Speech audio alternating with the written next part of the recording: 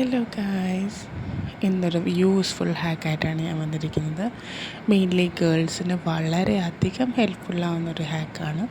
ഇതെൻ്റെ മാലയുടെ കളക്ഷനാണ്. ഇത് ഭയങ്കരമായിട്ട് കെട്ടുപിടിച്ച് കിടക്കുവാണ്. അപ്പം ഞാൻ വിചാരിച്ചു ഒരു നല്ലൊരു ഓർഗനൈസർ നമുക്കിന്നങ്ങ് ഉണ്ടാക്കിയേക്കാം. കുറേ കാർഡ്ബോർഡ് വെറുതെ കിടക്കുവാണ്. അപ്പോൾ ഞാൻ എന്ത് ചെയ്തു, ഇതിൻ്റെ സൈഡൊക്കെ ആദ്യം ഒന്ന് ഒട്ടിച്ചു കൊടുത്തു. ഒരു ഗ്ലിറ്റർ പേപ്പർ, ഇതെന്ന് പറയുന്നത് പശയൊന്നും വേണ്ട, അല്ലാതെ തന്നെ പുറകിൽ നിന്ന് പൊളിച്ചു കൊടുത്ത് നമുക്ക് ഒട്ടിച്ചു വെക്കാൻ പറ്റുന്ന പോലത്തെ ഒരു ഗ്ലിറ്റർ പേപ്പറാണ്. അത് നമ്മൾ ഇതിൻ്റെ ഈ കാർഡ്ബോർഡിൻ്റെ ഷേപ്പിൽ വെട്ടിയിട്ട് ഇതിൻ്റെ മണ്ടയിൽ ഒട്ടിച്ചു കൊടുക്കുവാണ്.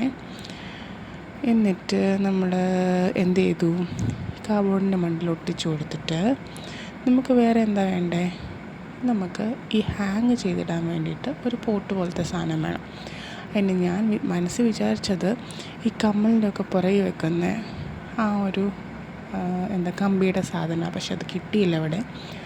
അപ്പോൾ ഞാൻ കിട്ടിയത് വെച്ച് അഡ്ജസ്റ്റ് ചെയ്തു. മുട്ടുസൂചി പോയി വാങ്ങിച്ചു. മുട്ടുസൂചി ഒരു 6 വെക്കുന്നുണ്ട്. മുട്ടുസൂചി ആദ്യം വെച്ചത് വളരെ നല്ല രീതിയിൽ ഫ്രണ്ടിൽ കൂടെ ആദ്യം കയറ്റി, അത് കഴിഞ്ഞ് പുറകെ കൂടെ കയറ്റി, അത് കഴിഞ്ഞ് പിന്നെ ഫ്രണ്ടിൽ കൂടെ കയറ്റി. ഇതെന്ന് പറയുന്നത് എനിക്ക് വട്ടുപിടിക്കുകയും ചെയ്യും, അതുപോലെ തന്നെ ഭയങ്കര ടൈം കൺസ്യൂമിങ് ആണ്, ഭയങ്കര ബുദ്ധിമുട്ടാണ് ചെയ്യാൻ. സോ ഞാൻ എന്ത് ചെയ്തു, കുറച്ചുകൂടി ഈസി ആയിട്ട് ജസ്റ്റ് ഒന്ന് മുട്ടുസൂചി ഇറക്കി വെച്ചു. കയ്യിലൊന്നും കൊള്ളാത്ത പോലെ വളരെ ഭദ്രമായിട്ടാണ് ചെയ്തിരിക്കുന്നത്. അങ്ങനെ 6 മുട്ടുസൂചി വെച്ചിട്ടുണ്ട്. ഇനി നമുക്കിത് ടേബിളിൻ്റെ മണ്ടയ്ക്ക് ഇങ്ങനെ ഷോ ഓഫ് പോലെ വെക്കാൻ വേണ്ടിയിട്ട് നമ്മൾ ഒരു സപ്പോർട്ട് കൊടുക്കുവാണ്. അതിനൊരു കാർഡ്ബോർഡ് എടുത്ത് 2ആയിട്ട് മുറിച്ചു. ഇത് രണ്ടും കൂടെ ഒരുമിച്ച് ചുറ്റി വയ്ക്കുവാണ്. നല്ലൊരു സപ്പോർട്ട് കിട്ടാൻ വേണ്ടിയിട്ടാണ്, ഇളകൊന്നും ചെയ്യാതിരിക്കാൻ വേണ്ടിയിട്ട് നമ്മളിതിനൊന്ന് ചുറ്റി വെച്ചിട്ട് നമ്മൾ ഏറ്റവും നടുഭാഗം നോക്കി നമ്മളിതിന് ഒട്ടിച്ചു കൊടുക്കുവാണ്.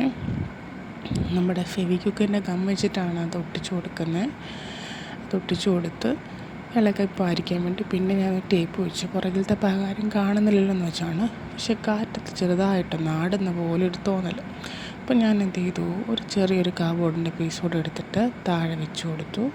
ഇനി ആടത്തില്ല കേട്ടോ, ഞാൻ കാറ്റത്ത് വെച്ച് നോക്കി, താഴെ വീഴത്തില്ല.